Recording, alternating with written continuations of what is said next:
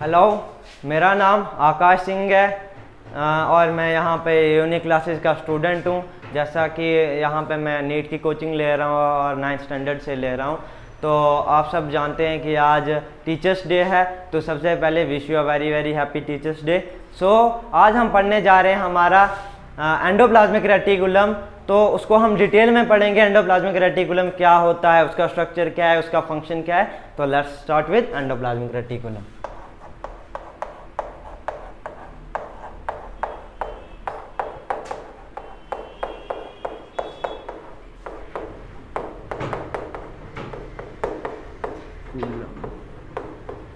सबसे पहले हम जान लेते हैं कि जो एंडोप्लाज्मिक रेटिकुलम है इसके बारे में हम थोड़ा सा डिस्कस करेंगे।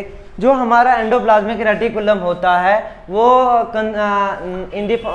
जो हमारा सेल होता है उसके अंदर ये प्रेजेंट होता है in the form of cistern. तो पहले मैं डायग्राम से आपको समझा लेता हूँ, उसके बाद हम लिखेंगे भी। ये थोड़ा बड़ा सा सेल, क्योंकि ये हमारा एक सेल है और इसके अंदर यहाँ पे जो न्यूक्लियस होता है टुवर्ड्स सेंटर में, एग्जैक्ट उसकी पोजीशन सेंटर नहीं होती है, वो पोरीफेरा बाहर भी थोड़ा कॉर्नर पे भी हो सकता है, तो मैंने यहाँ पे बना लिया। इसके बाहर एक जो न्यूक्लियस होता है वो तो आपको पता है कि डबल मेम्ब्रेनस होता है, और जो बाहर वाली जो इसकी बाहर वाली मेम्ब्रेन होती है वो पोरस होती है, उसमें छोटे छोटे पोर्स प्रेजेंट होते हैं। तो इसके साथ में एक स्ट्रक्चर सेल ऑर्गेनेली प्रेजेंट होती है, और जो ये सेल ऑर्गेनेली इसके साथ ही कनेक्टेड है, इसकी आउटर मेम्ब्रेन के टच में, ये कुछ इस तरीके से।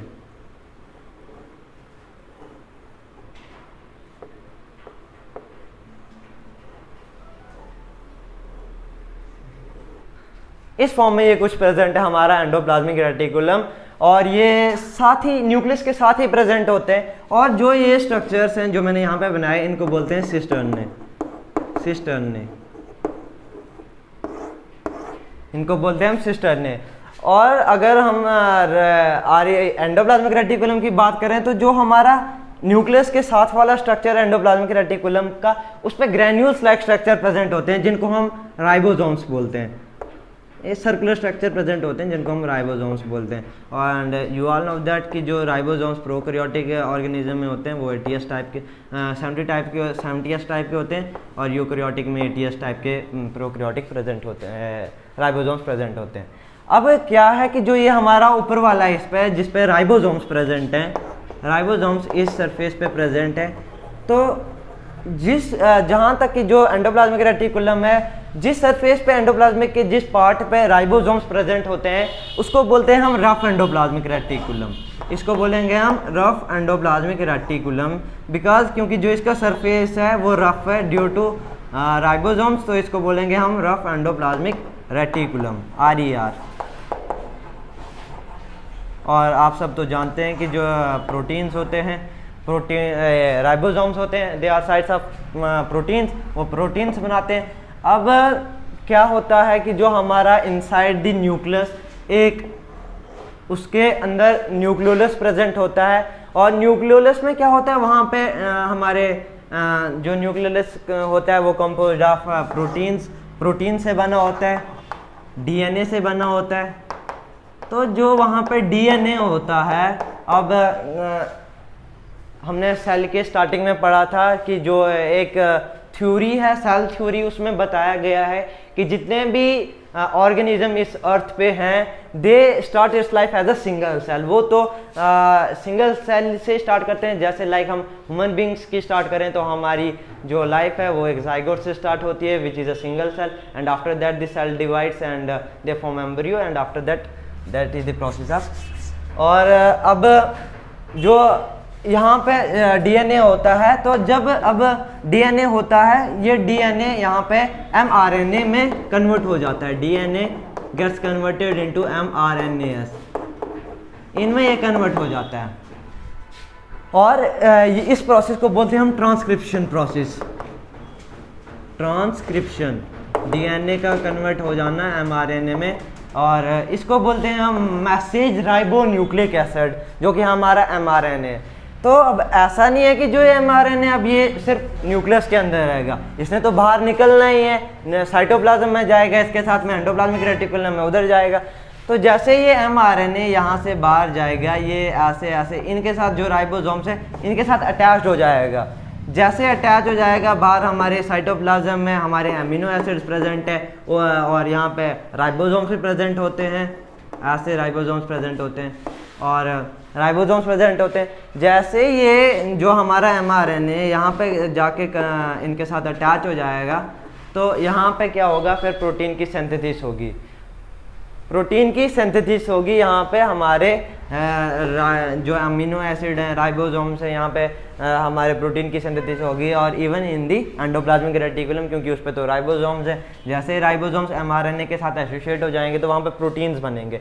उसके बाद जो ये एंडोप्लाज्मिक रेटिकुलम होता है, इसमें क्या होता है कि थोड़ी बड़ी ये जो एंडोप्लाज्मिक रेटिकुलम होता है थोड़ी बड़ी ये क्या कर लेता है, प्रोटीन की मॉडिफिकेशन कर लेता है, थोड़ा बड़ा उनमें कुछ मटेरियल ऐड कर लेता है, तो वो यहाँ पे ऐड कर लेता है। मेनली इसकी मॉडिफिकेशन, इसके साथ में एक स्ट्रक्चर दूसरा प्रेजेंट होता है, गोल्जी कॉम्प्लेक्स या गोल्जी एपरेटस, तो उसमें ज़्यादातर इसकी मॉडिफिकेशन होती है। वहाँ पे क्या होता है कि जो हमारे प्रोटीन होते हैं, प्रोटीन जो होते हैं, प्रोटीन के साथ वहाँ पे शुगर को ऐड कर दिया जाता है उसको, और इसको बोलते हैं ग्लाइकोजन और लिपिड्स के साथ, प्रोटीन के साथ लिपिड्स को मतलब कि लिपिड्स मिल जाते हैं तो इसको बोलते हैं ग्लाइकोलिपिड्स।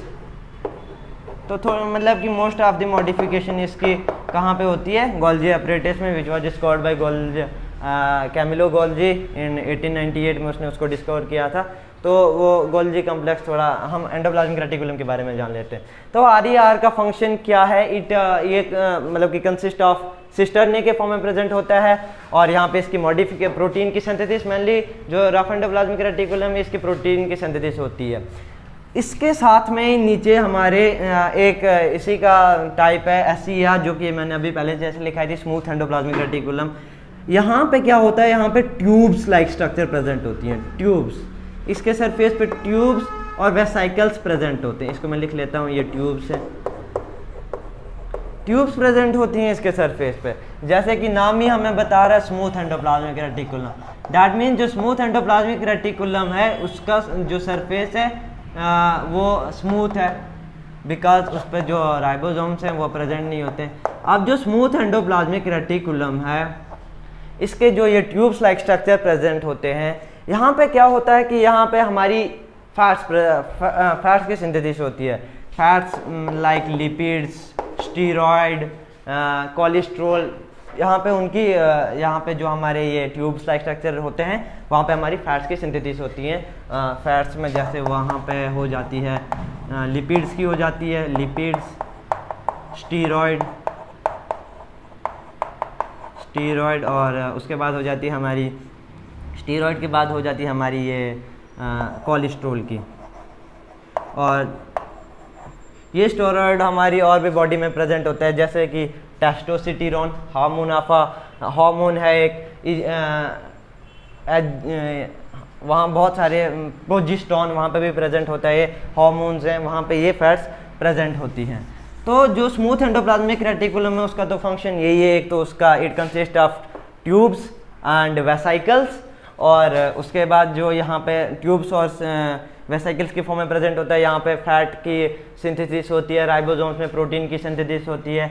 और जो अब हम थोड़ा इसके बारे में स्ट्रक्चर तो हमने इसका जान लिया, अब थोड़ा हम एंडोप्लाज्मिक रेटिकुलम के फंक्शंस के बारे में जान लेते हैं कि एंडोप्लाज्मिक रेटिकुलम का फंक्शंस क्या है, वो किस मतलब कि क्या काम करते हैं सेल के इनसाइड।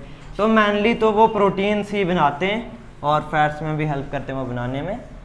तो फंक्शंस के बारे में बात करते हैं कि फंक्शंस क्या है एंडोप्लाज्मिक रेटिकुलम के।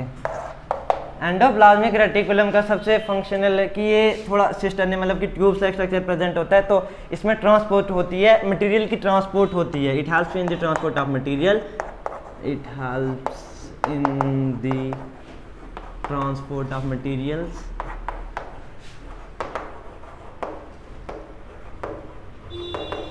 between nucleus and cytoplasm। Nucleus और साइटोप्लाज्म के बीच में ये हेल्प करता है। उसके बाद जैसे कि हम सब ने पहले तो सेल मेम्ब्रेन में पढ़ा ही था कि जो हमारी सेल मेम्ब्रेन होती है वो बनी होती है bilayer of lipids and proteins.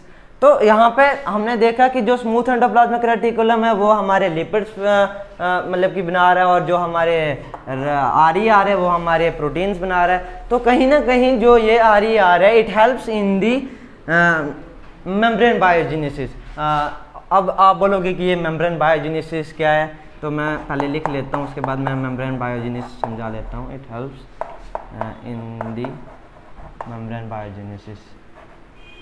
Membrane biogenesis क्या होता है कि जो हमारे प्रोकैरियोटिक ऑर्गेनिज्म होते हैं उसके कोई भी सेल ऑर्गेनली ये डबल मेम्ब्रेनस होता है, double membrane inside the cytoplasm होता है। और जो बाहर की एक सेल की जो ये सेल मेम्ब्रेन होती है it is composed of cell membrane. ये हमने पहले भी पढ़ा है कि जो हमारी जो सेल मेम्ब्रेन होती है वो बाइलेयर ऑफ लिपिड्स और ये प्रोटीन्स की बनी होती है। तो जो हमारा यहाँ से मटेरियल सिंथेसिस होगा RER से और SER से, ये कहीं ना कहीं हमारी मेम्ब्रेन्स बनाने में मदद करता है कि in the formation of membranes. तो उसी को बोलते हैं हम मेम्ब्रेन बायोजेनेसिस। उसके बाद क्या होता है, जो हमारा RER होता है वो तो अभी मैंने बता दिया कि RER helps in the formation of proteins.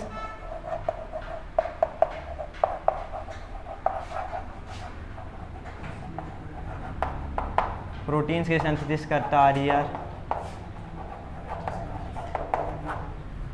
और SER लिपिड्स वगैरह बनाता है।